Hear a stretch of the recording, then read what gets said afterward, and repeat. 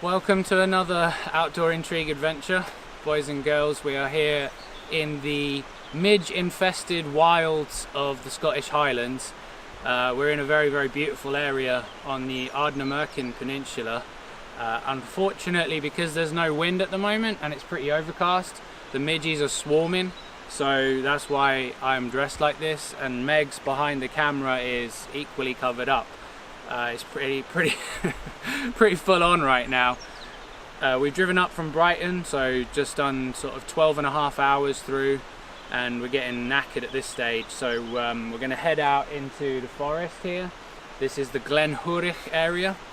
Yeah, it's really wild and secluded. There's really nothing out here, to be perfectly honest, so we're looking forward to finding a spot. We're taking the hammocks this time, so we're going to find a spot, pitch up our hammocks, escape the midge infestation hopefully, and yeah, cook some food and do stuff like that. I'll show you the weight of the packs. They were pretty light, and then we chucked in a bottle of wine, half a bottle of whiskey, and some eggs and some other veggie stuff, so they might have gone up quite a lot. But let's check it out. We are out for 6 days. 6 days, then we're coming back for a resupply and going out for another 2 days. So this is 6 days worth of food and kit. And this is obviously not like a lightweight Monroe bagging trip. This is more of a bushcrafty trip, sort of a mixed style. Let's see what this one's coming in at. 15.8. 15.8. Okay. Yeah. It's a lot heavier than it was a minute ago. I guess a bottle of red wine will do that. Oh well, it'll be worth it, and it'll weigh nothing when we finish drinking it, so all the more reason to drink it. Let's see what Meg's is at.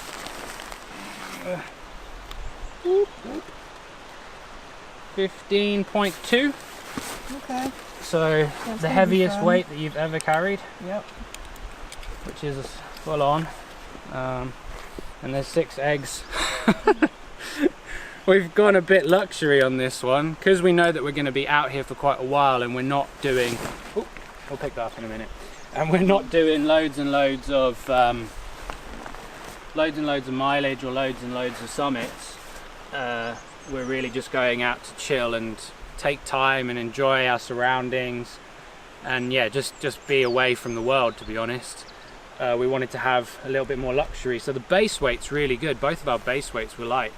But yeah, that's it. Let's get out of these midges, and we'll bring you back in the not too distant future.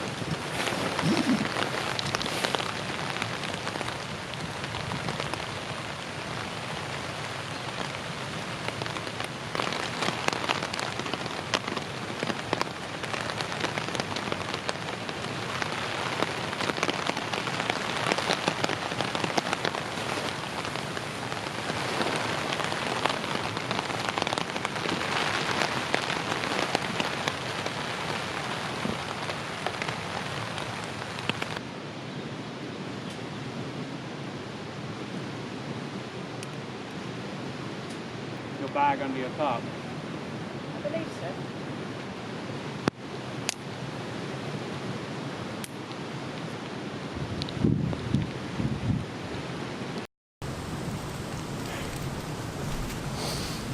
Living that midge life, that's what I'm talking about. This is what we're working with at the moment, and why we've not really filmed anything since we arrived yesterday. The midges are pretty bad at the moment. There's been a few little bits of respite where we've had some wind, but unfortunately overall it's been really still, and that means that the midge have come out in force. So we're covered up head to toe, and It makes everything really quite, yeah, definitely less enjoyable when there's loads of midge, for sure. We're in an incredibly beautiful area with mountains surrounding us, no humans for absolute miles, no phone signals. It's very wild. Yeah, that's the reason we've not done any filming up until now, and also because we both slept in the hammocks for about, I don't know, 15 hours maybe? A little bit less than that. Maybe about 13? Around there, around about that, I think. I'd certainly slept a lot. We were knackered yesterday after the long drive and then hiking out as well. Yeah, so we're just cooking up some food, making some snacks. Gonna have wraps with eggs, veggie sausages, veggie chicken, and that's what's happening right now.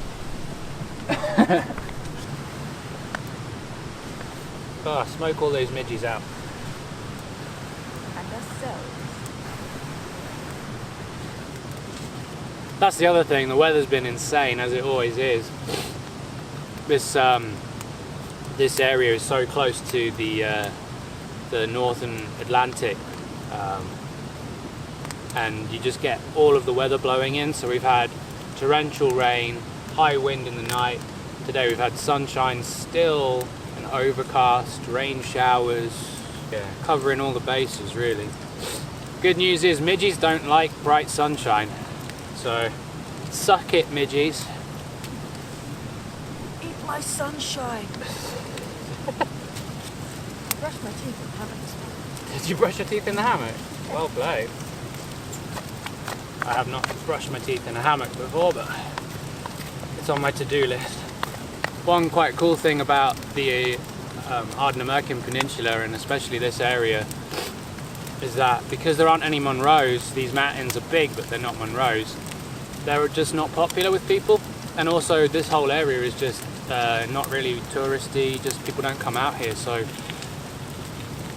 we've got the whole area to ourselves. I mean, we've not seen a single person or heard or on the ridgelines, nothing. It's about as remote.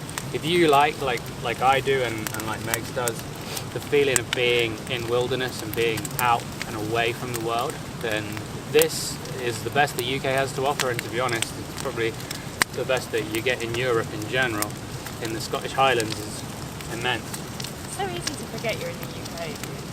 Yeah, it definitely reminds me of parts of America or Canada. Using the new honey stove to cook, the honey stove titanium. It's all UK manufactured, which is cool, and you can get them from backpackinglight.co.uk. I bought this one just for this trip, and I wanted to not have to bring out gas canisters when we're out for this many days and doing quite a bit of cooking and stuff. Also really nice to be able to have a fire without having a fire. I don't want to damage or risk anything out here at the moment. I thought it would be drier than it is, actually quite wet, but yeah, that's what we're using at the moment. I've got it up on some river stones, so there's ash here, but there's no scorching or damaging to the ground, so we'll just wash the ash away when we leave and it'll look like nothing. Super light, 170 grams it came out as on my scales, and so far I really like it. It's easy to use. You have to clip it all together. There's no hinges or anything, which makes it slightly more faffy, but it means there's no moving parts to fail, which is cool. So I like that a lot. To be honest, it's that light and that practical that you could use it for general backpacking, no problems. As long as you've got a source of wood for fuel, it wouldn't be an issue. What's cooking good looking? Vegetarian breakfast, vegetarian chicken chunks, some eggs, and it's all going to go in a wrap. I kind of messed that one up, don't look at that one.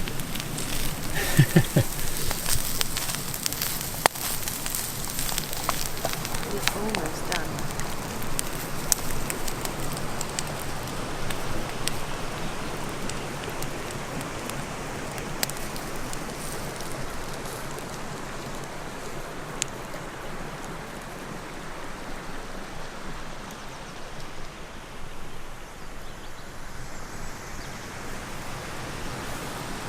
So I'll show you around our camp quickly. I'll show you around our hammock set up over here in the trees.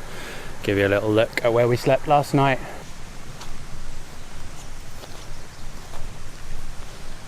This is Megan's hammock.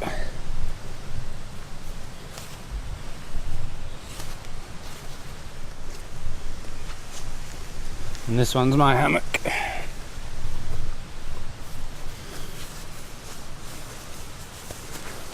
We got the whole place to ourselves.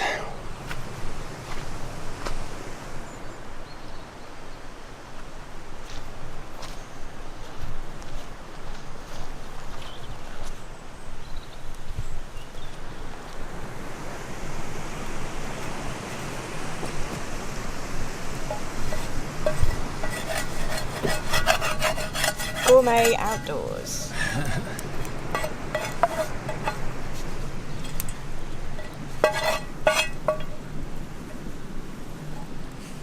We're currently midge free. This is about the most exciting thing that can possibly happen, to be honest. If you've ever experienced. That's not sarcastic as it sounds. Yeah, for real. The smoke's helping. That's why we're using some wet. It's not actually very green. It's all dead fall, but it's pretty wet. So it's smoking nicely.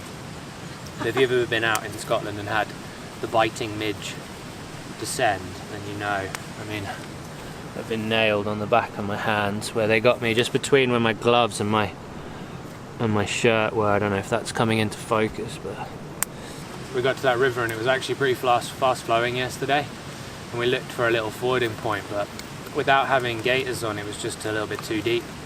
So yeah, it was just shoes off, walk through. But yeah, Meg's, where she rolled her trouser legs up, got bitten pretty bad on her leg just in that like couple of minutes. Yeah, I think maybe max, 5 it was minutes like max. 5 minutes crossing. Take up. your shoes off crossing, then on the other side. You saw when I stopped, my leg was covered, wasn't it, in midges. Yeah, we got bitten pretty good. Peaceful, very peaceful. I feel like they've lulled us into a false sense of security. I really don't know where they've gone, and it's unnerving. Yeah, you get like midge anxiety. Midgy paranoia. I feel like I'm being hunted by midges. Oh, bloody hell. Absolutely stunningly beautiful out here though, and you can really switch off from the world, which we are doing. The eggs and veggie sausage and veggie chicken was delicious, and have some dinner in a little bit. We've got red wine in here. Oh, beautiful. It's a Malbec, isn't it? It's a Malbec, yeah, it's a Argentinian Malbec, and it is so good. So good. Feel medieval just drinking red wine in the day. Bring me wine! The plans are minimal. Just take it easy, wood prep. Gonna stay here again tonight where we've pitched up our hammocks. It's a good hanging spot. Everything's nice and dialed in. I just added an extra guy rope to the sides of the tops. No real wind or anything now, but this area, we've been out here before in these parts of the peninsula, and it can change and has changed all day. New gloves are good. The Crud Sweden gloves, I'm loving them at the moment. They're really nice. They're beautifully made and cut, and obviously that kind of sustainable vibe they have, that like handmade, small batch. It's the way that things should be made, you know, slow and with care. Right, I'm going to build the fire back up, and we'll come back at you. We're going to make some dinner in a little bit and just talk about the world and probably hiking gear like I always do. Sorry. I'm a strong, independent woman. We've been midgie free now for 3 or 4 hours. It has been lovely. We're just having some coffee and whittling and boiling some water for dinner, which is going to be tent meals, Italian-inspired main meal. Looking forward to trying that. We've got a new whittling. What is this called? More a hook Bowling knife. spoon. Hook knife. It is. It's a bowling knife. It's a hook Bowling knife. knife. Bowling spoon. Bowling spoon.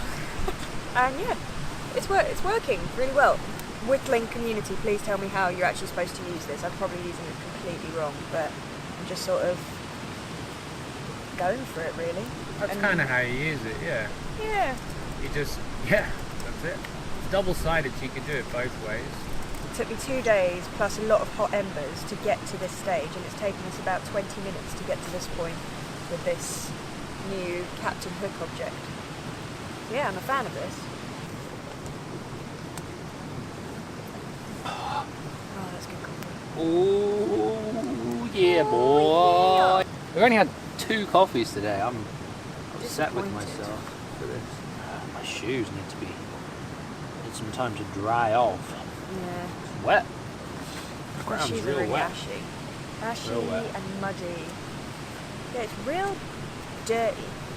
I know it's outdoors, but it is proper dirt. It's just like because it's wet and Yeah, because that's the thing, is it is wet underfoot. If it was Yeah. really dry, it's not muddy though. It's just Not kind of muddy, mushy. it's just- I mean, this yeah. whole area is technically a temperate rainforest. I think not specifically this forest, because this is more like forestry land, but the Arundel oakwoods.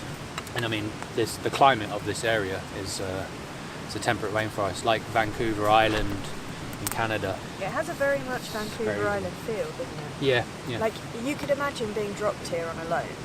yeah. Like this is the kind of area that I Yeah. feel like you'd be dropped in on a loan.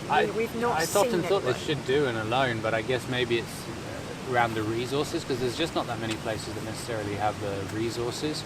Ooh, But interesting. Scotland would, because of the deer population.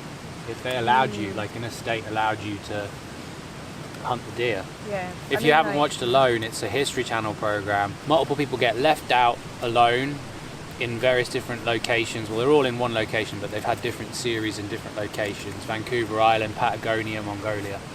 And then the last Vancouver man Island's standing, the last man standing gets $500,000. They just have to stay out there as long as they can, and it's an awesome show to watch. They get 10 items to survive with. It's just like extreme bushcrafting, basically.